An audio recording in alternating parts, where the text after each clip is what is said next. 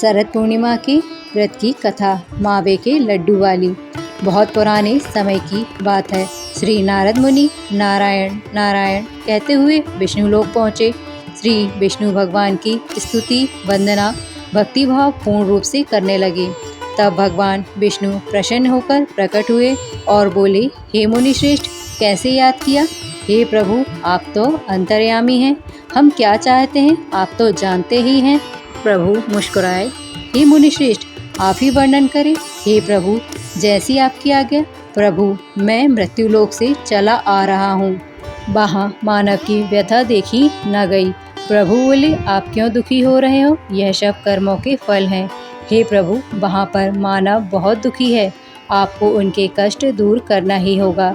तो हे नारद मुनि, सुनो, मैं तुमको शरद पूर्णिमा के नाम से जानी जाने वाली, जिसे कोजागर व्रत भी कहते हैं, इसके बारे में बताता हूँ। इसको विधि विधान से करने से सारे कष्ट दूर होते हैं, सो तुम ध्यान लगाकर सुनो। मथुरा नगरी में सुभद्रा नाम की पंडिताइन रहती थी। वह शरद पूर्णिमा का व्रत रखती थी। भगवान जी उससे प्रसन्न हुए एवं इच्छित वरदान देते हुए कहा, इसकी विधि विधान सभी को बताइए। तब वह एक साहूकार को यह व्रत की विधि बताती है। साहूकार ध्यान से सुनने लगता है। सुभद्रा बोली, मैं शरद पूर्णिमा का व्रत करती हूँ, यह उसी का फल है। साहूकार ने पूछा, इसकी विधि क्या है? सुभद्रा बोली, एक लकड़ी के पटे पर एक लोटा पवित्र जल भर कर रखें, एक रोली से स्वास्तिक चिन्ह लोटे पर बनाइए। इसके बाद पीतल के गिलास में गेहूं के दाने भरकर रख दें। गिलास पर दक्षिणा चढ़ावें। इसके बाद स्वयं तिलक लगावें। इसके बाद 2.5 पाव शक्कर 2.5 पाव खोआ दोनों को मिलाकर 6 पेड़े बनावें। इसके बाद पूजन कर एक पेड़ा प्रभु को चढ़ावें, दूसरा पेड़ा स्वयं ग्रहण करें, तीसरा पेड़ा अपने मानदान को दें, जैसे भांजे भांजी नंद बहन आदि को दिया जाएगा। चौथा पेड़ा अपनी सहेली से बदलें, यदि सहेली ना बदले तो मंदिर में चढ़ावें। जो सहेली 6 माह व्रत रखे उसे ही पेड़ा दें। 5वां पेड़ा घर के सदस्यों को बांटें। 6वां पेड़ा के 6 भाग बनाइए। पहला तुलसी जी को चढ़ावें, दूसरा गौ माता को खिलावें, तीसरा अहीर को देवें, चौथा गर्भवती स्त्री को देवें, 5वां राहगीर बालक को देवें, 6वां कुंवारी कन्या को खिलावें। इस प्रकार 6 पेड़ा वितरित करें। लोटे में रखे जल से चंद्रोदय के समय चंद्रमा को जल चढ़ावें। घर जाकर साहूकार ने पत्नी को व्रत रखने के लिए कहा। तब उसकी पत्नी ने व्रत की विधि पूछी। तब साहूकार ने व्रत की पूरी विधि बताई। तब साहूकार की पत्नी ने व्रत शुरू कर दिया, जिसका फल यह मिला। साहूकार के यहाँ 2 कन्याओं का जन्म हुआ। बड़ी का नाम सावित्री रखा और छोटी का नाम चंद्रमुखी। दोनों पूजन कार्यों में रुचि रखती थी एवं प्रतिदिन पूजन करती थी।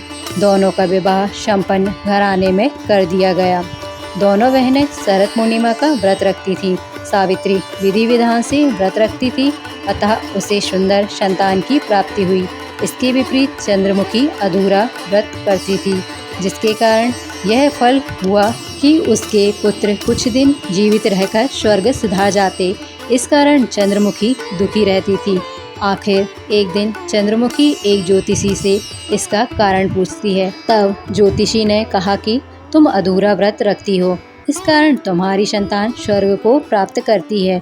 अतः तुम बड़ी बहन सावित्री से विधि विधान पूछकर व्रत रखो, क्योंकि सावित्री विधि विधान से पूजा करती है एवं श्रद्धा से करती है।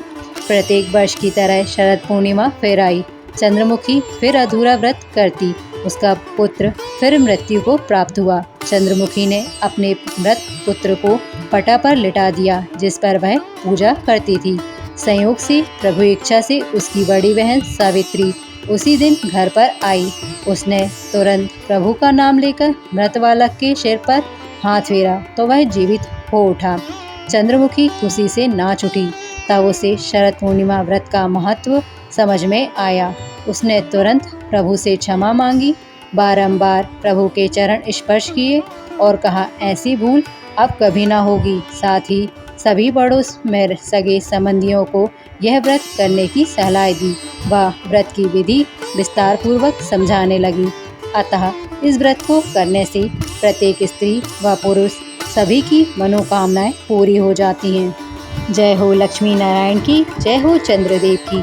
जैसे चंद्रमुखी की इच्छा पूर्ण हुई, वैसे सबकी इच्छा पूरी करें। इति श्री शरद पूर्णिमा व्रत कथा।